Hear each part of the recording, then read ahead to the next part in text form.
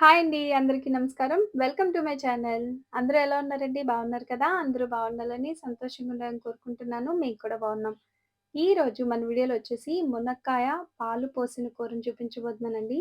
చాలా simple curry. వేసేవి కొన్ని ఇంగ్రీడియెంట్సే. రుచి మాత్రం చాలా బావుంటుంది. పిల్లలు కూడా చాలా ఇష్టంగా తింటారు. ఇంత సింపుల్ కర్రీని ఇంత టేస్ట్‌గా ఉంటుందా అంటారు మీరు వండిన తర్వాత, తినిన తర్వాత. మరైతే ఇప్పుడు దీని తయారీ విధానం చూసేద్దామా? స్టవ్ పైన కడాయిని పెట్టేసుకొని అందులోనికి 2 టేబుల్ స్పూన్ దాకా ఆయిల్ వేసుకోవాలి. ఆయిల్ వేడైన తర్వాత ఇందులోనికి కరివేపాకుని వేసుకోవాలి. ఎటువంటి తాలింపులు అవసరమే లేదండి ఇందులోకి.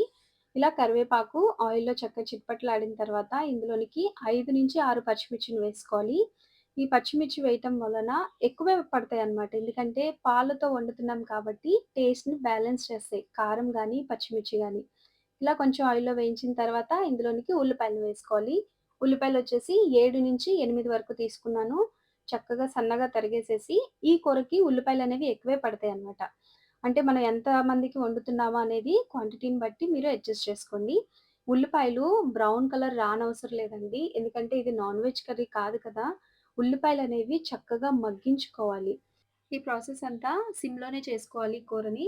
మూత పెట్టి మధ్య మధ్యలో కలుపుకుంటూ ఈ విధంగా ఉల్లిపాయలు కొంచెం అడుగు పడుతూ ఉండగా ఈ స్టేజ్‌లో వచ్చేసి మునక్కాయ ముక్కలను వేసుకోవాలి. 2 ములక్కాయలు చక్కగా గుజ్జున్నవైతే ఇంకా టేస్ట్ బావుంటుంది. వేసిన తర్వాత ఒకసారి మిక్స్ చేసుకోవాలి. ములక్కాయలు ఉడకటానికి కొంచెం టైం పడుతుంది కాబట్టి ఉప్పుని ఈ స్టేజ్‌లో యాడ్ చేసేసుకుంటే ఉప్పు నుంచి వచ్చిన వాటర్ ద్వారా సగం వరకు ములక్కాయలనేవి మగ్గిపోతాయన్నమాట. ఇలా వేసిన తర్వాత మిక్స్ చేసేసుకొని ఇప్పటికి సిమ్‌లోనే పెట్టుకోవాలి. మూత పెట్టుకొని ఉడికించుకోవాలి. ఈ కూరని మీరు ఒక్కసారి వండారంటే మళ్ళీ మళ్ళీ తినాలనిపిస్తుందండి. అంత టేస్ట్ ఉంటుంది. చాలా బావుంటుంది. పిల్లలు కూడా చాలా ఇష్టంగా తింటారు. మరి ఇప్పుడైతే మసాలాలనేవి యాడ్ చేసుకుందాం. మసాలాలంటే ఎక్కువ వేయవసరం లేదు. జస్ట్ పసుపు, అలాగే ఇందులోనికి 2 టేబుల్ స్పూన్ దాకా కారాన్ని వేసుకోవాలి. నేను కొంచెం కాశ్మీరీ రెడ్ చిల్లీ పౌడర్ వేశానండి. ఇది ఆప్షనల్ మాత్రమే. ఎందుకంటే వీడియోకి కలర్ బావుంటుందని చెప్పి వేశాను. రుచిలో ఎటువంటి మార్పులనేది ఉండదు. ఇంతేనండి. వేసేవి చెప్పాను కదా! కొన్ని ఇంగ్రీడియెంట్స్ రుచి మాత్రం బావుంటుంది. ఇలా వేసిన తర్వాత చక్కగా బాగా మిక్స్ చేసేసుకోవాలి. ములక్కాయ ముక్కలకి చక్కగా కారాన్ని ఇలా పట్టించేసిన తర్వాత ఇందులోనికి కొద్దిగా వాటర్‌ని పోసుకోవాలి.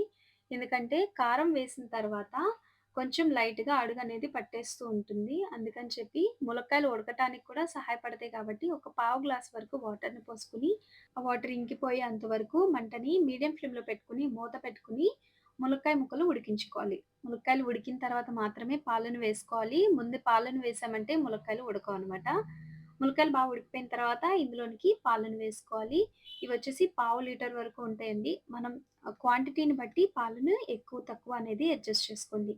ఇలా వేసిన తర్వాత మీరు వీటిని కదపకూడదు. అంటే గరిటె పెట్టి కదపకుండా పాలు విరిగిపోతా ఉంటాయి చూడండి. మీడియం ఫ్లేమ్‌లో పెట్టుకున్నామంటే పాలను విరిగేంత వరకు ఈ విధంగా మూత పెట్టేసేస్తే చక్కగా విరిగిపోయి పన్నీర్ ముక్కల్లాగా చక్కగా పైననేది కనిపిస్తాయి. పాలు పోసిన తర్వాత మరలా వాటర్ అనేవి వస్తాయి. ఆ వాటర్ కూడా ఇంకిపోయేంత వరకు మంటని హై ఫ్లేమ్‌లో పెట్టుకొని ఒక 5 నిమిషాలు ఉంచామంటే ఇంకిపోయి చక్కగా గ్రేవీ టైప్‌లో ఆయిల్ కూడా పైకొచ్చేస్తుంది చూడండి.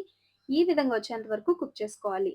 చూసారు కదా! పాలు చక్కగా విరిగిపోయి పన్నీర్ ముక్కల్లాగా కూరంతా ఉల్లిపాయలు మగ్గిపోయి, చక్కగా ములక్కాయ ముక్కలు కూడా చక్కగా మగ్గిపోయి, పాలు ఎక్కువ వేసుకోవచ్చు. టేస్ట్‌లో ఎటువంటి మార్పు ఉండదండి. చాలా కమ్మగా ఉంటుంది.